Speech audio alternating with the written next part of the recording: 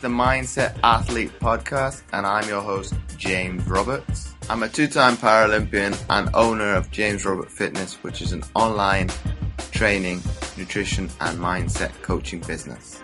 And each week on the Mindset Athlete, we like to bring you inspirational athletes, a message, or experts talking about human optimization to teach you how to change your perception of your mindset and become 1% better. I'm going to do this episode solo this week, and the topic I wanted to actually talk about was guilt, and I'm going to come at this from multiple angles.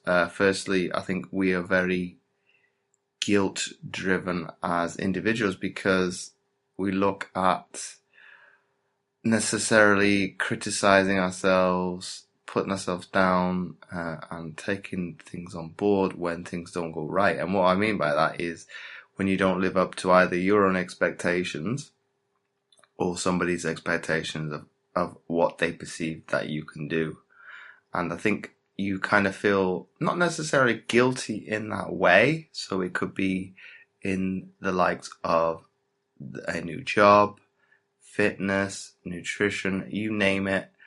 You don't quite live up to somebody's expectations and you feel awful because you feel that you've let them down. Whereas I think if you flip that on its head and not necessarily looked at it as an external kind of motivation, because that's why you're doing it, because you want to please somebody else.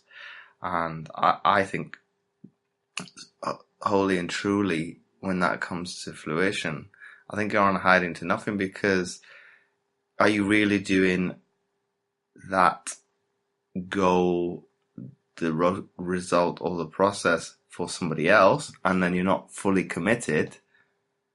Or are you doing it down for yourself, but you're not fully committed because the goal's not overly stretching you? So you kind of feeling guilty because you've not lived up to expectations, or necessarily I'm going to go a step further with that, because the goal you've set yourself is so mediocre. Once you actually achieve that, you feel guilty and you kind of don't know what to do, because it's like, what do I do next? Whereas if you just set yourself maybe I'm not going to say a difficult goal or an overreaching one, you could always take that step back, reflect, and say, well, what didn't go particularly well, or what went particularly wrong? Analyze the situation and kind of say, well, how close did I get to achieving that goal? Was it an overshot to actually try to push myself out of my comfort zone and push to those boundaries? And I think if you look at it from a positive mindset or a maximum mind frame of analyzing the whole situation and looking at it very positively, you won't feel guilty, because it's like, well, I push myself to those quote unquote extremes. We'll look at it from a sporting perspective, and you look at it positively. You take that step back and say, well, okay, I was pretty close. I was 75%, 80% there. Let me go again and push myself even further and see what realistically I can achieve. And I think you think of it from that actual mindset and way of thinking, I think you're never feeling guilty when you don't actually quote unquote achieve, because you were able to take that step back, as I said, reflect, analyze, and go again. Whereas I think if you come at it from the other side of the fence and look at it from maybe negative or negatively, you've not quite got there. You kind of feel hard done by yourself because, I didn't quite get over that hurdle. It didn't work out. And I think this is when you probably question the actual process itself. And then you're going to get your naysayers behind the scenes. And that's why they do talk about you surround yourself with those 5 people, be it negatively or positively. You're going to copy, replicate, or exude those traits because you've not quite got there. Whereas if I go a step further than that, and people that follow me on Facebook may have seen this post more recently as I'm recording this, you don't have to agree with people when they have a roadmap for you, when they have your best intentions at heart. For me, and I'll go into this story, that was my aunt and uncle telling me that I should get a real job, but I saw a different avenue, a different story, or whatever you want to call it for myself. And this happens back to, 2019 as we're recording. This will go back to the early days of my international career, way back in, when would it have been? About 2006, when I transferred over from being a swimmer to becoming a rower. And because how I perceive it, they're quite old school in their way of thinking.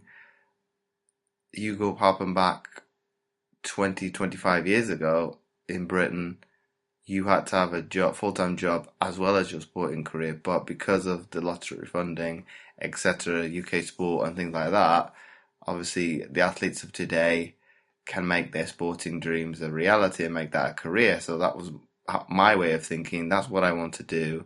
That's the intention I wanted to make a fruition.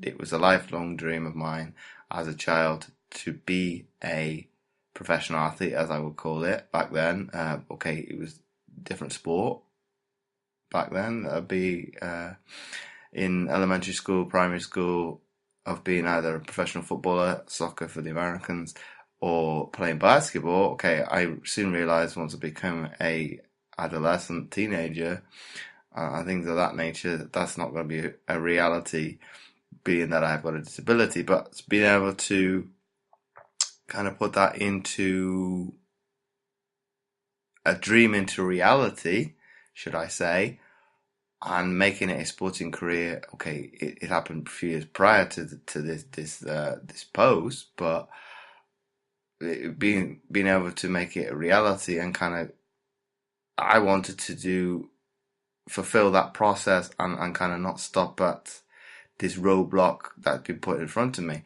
So I think having that person or people in my corner, I won't say to fight my battles, but have my support and have my back. Be it for me, that was my mother. She had my good intentions at heart. And I'm going to paraphrase this a little bit.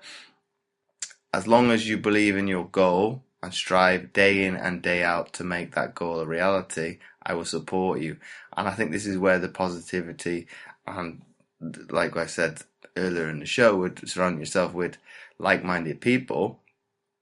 If they're positively inclined, they're going to support you and give you that hand up. Whereas, you could say my aunt and uncle at the time were a little bit unsupportive and could be coined the negative people in the room. It's been, let's squash this goal, crush your dreams, and you need to be like everybody else and follow the herd kind of mentality and get a 9-to-5 job. Whereas for me, I heard them out. I heard their argument on their side of the story. I took it on board. I didn't agree with it, but I didn't dismiss it. So I took on board what they had to say. Did I go against it and not acknowledge it at all? I'd like to think I didn't. I think I was very, and I'm very well brought up to listen to somebody's opinions and their argument to a certain viewpoint that they have, and I ran with it. So I think because I was humble and grounded, I was going to take on board what they had to say, and not necessarily go out and prove them wrong, but prove, I can, if I strive and put, I'm going to say 100% into that, my efforts, to make this a career. And you go back to that period of time, we're talking about almost 15 years ago, I had a 10-year sporting career after that. So I think they could see the work ethic, the sacrifice, and the willingness I had to be able to make that a success. They could see that I wanted to make it a career. So I think it does go full circle, and probably a few years into that career, I had the support of my entire family. As long as I'm giving it my all, and I say that to everybody, you have nothing to feel guilty about for those sacrifices. Or some people, you're going to always have your naysayers. You're always going to have people say you should have gone down a different route. But if you stuck to the process and finished and actually fulfilled what you wanted and intended to do,